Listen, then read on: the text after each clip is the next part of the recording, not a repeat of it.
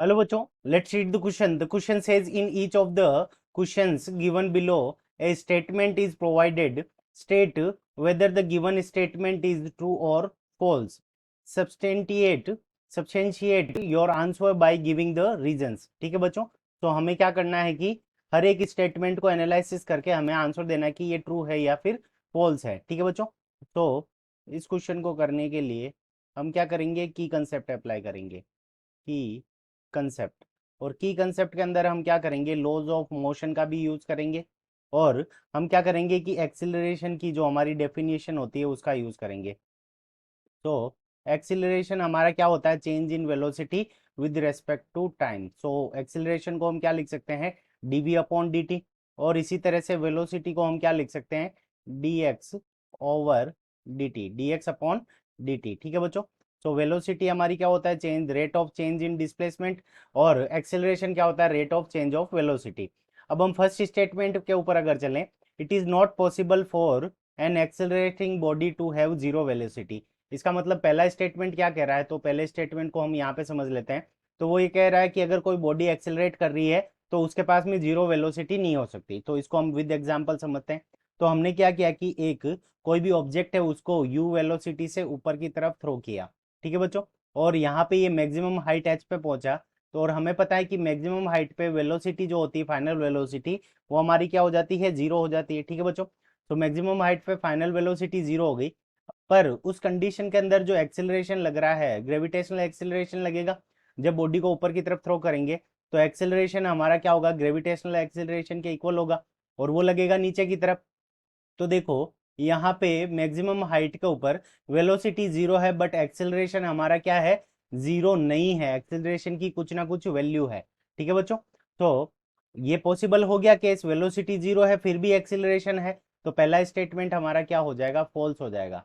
ठीक है बच्चों, तो फर्स्ट स्टेटमेंट हमारा क्या हो गया, फॉल्स हो गया। अब बात करते हैं सेकंड स्टेटमेंट की।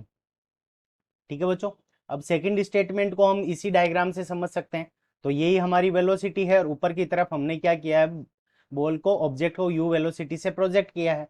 जब यू वेलोसिटी है तो देखो वेलोसिटी किस डायरेक्शन है, डिस्प्लेसमेंट किस डायरेक्शन में है। तो अगर हम डिस्प्लेसमेंट को एक्स से रिप्रेजेंट करें तो एक्स इन वाई डायरेक्शन। ठीक है बच्चों, तो हमारा जो डिस्प्लेसमेंट है वो किस डायरेक्शन के अंदर है, तो वाई डायरेक्शन के अंदर है। ठीक है बच्चों, तो displacement X is in Y direction, और इसी तरह से जो वेलोसिटी है वो भी क्या है, इन वाई डायरेक्शन। तो हमारी वेलोसिटी भी क्या है, पॉजिटिव वाई डायरेक्शन में है, और फाइनल वेलोसिटी जीरो हो रही है। ठीक है बच्चों, तो ये दोनों ही क्या है, सेम डायरेक्शन के अंदर है।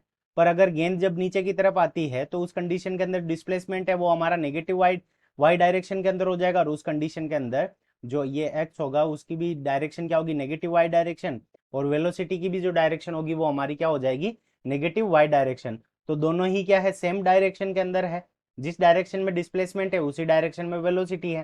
तो it is possible for a body undergoing linear motion to have displacement and velocity in opposite direction. तो ये पॉसिबल नहीं है, तो पॉसिबल नहीं है तो इस कंडीशन के अंदर जो हमारा सेकंड स्टेटमेंट है वो भी क्या हो जाएगा, फॉल्स हो जाएगा। ठीक है बच्चों, तो सेकंड स्टेटमेंट भी हमारा फॉल्स हो गया। अब बात करते हैं थर्ड स्टेटमेंट की। थर्ड स्टेटमेंट के अंदर हमें क्या गिवन है कि it is not possible for a body undergoing linear motion to have velocity and acceleration in opposite direction. ठीक है बच्चों, अब देखो जब हम बॉडी को, बॉल को जब ऊपर की तरफ प्रोजेक्ट करते हैं ऑब्जेक्ट को, तो यहाँ पे जो वेलोसिटी है वो हमारी किस डायरेक्शन के अंदर है, पॉजिटिव वाई डायरेक्शन के अंदर। बट जो एक्सेलरेशन लग रहा है हमारा जी, वो किस डायरेक्शन के अंदर लग रहा है, नेगेटिव वाई डायरेक्शन के अंदर। तो इन दोनों की जो कंडीशन है वो क्या है, दोनों ऑपोजिट डायरेक्शन के अंदर है बच्चों। तो यहाँ से हमें पता चल गया कि वेलोसिटी और एक्सेलरेशन ऑपोजिट डायरेक्शन के अंदर है। तो ये केस पॉसिबल है, और यहाँ पे हमें क्या दे रखा है, नॉट पॉसिबल। तो इसका मतलब क्या हो गया कि जो हमारा थर्ड स्टेटमेंट है वो भी क्या हो जाएगा, फॉल्स हो जाएगा। ठीक है बच्चों, तो ये हमारा जो थर्ड स्टेटमेंट है वो भी हमारा क्या हो गया, फॉल्स हो गया। अब चौथे स्टेटमेंट को अगर हम देखें तो हमें क्या दे रखा है कि it is possible for a body to have uniform speed when it moving with an acceleration. ठीक है बच्चों, तो यहाँ पे मान लेते हैं कि कोई भी जो हमारा ऑब्जेक्ट है वो v, यूनिफॉर्म स्पीड को हमने क्या माना है, स्पीड,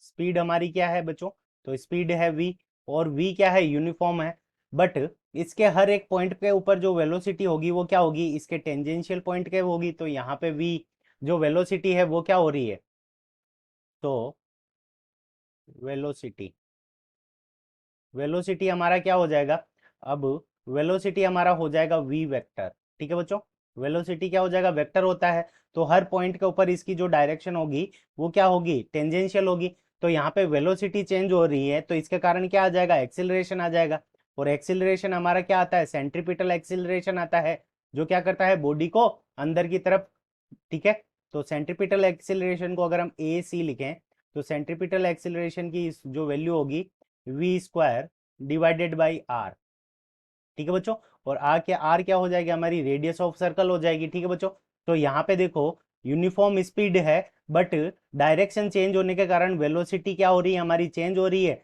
और जिसके कारण हमारा क्या आ रहा है, एक्सेलरेशन आ रहा है, तो ये क्या है, पॉसिबल है, तो ये वाला जो स्टेटमेंट है वो हमारा क्या हो जाएगा, तो ये स्टेटमेंट हो जाएगा ट्रू हो जाएगा, तो स्टेटमेंट 4 हमारा क्या है बच्चों, ट्रू है, और उसके अलावा जो फर्स्ट सेकंड और थर्ड तीनों ही स्टेटमेंट हमारे क्या है, फॉल्स है, तो this is our correct answer. I hope you understood it well, best of luck, thank you.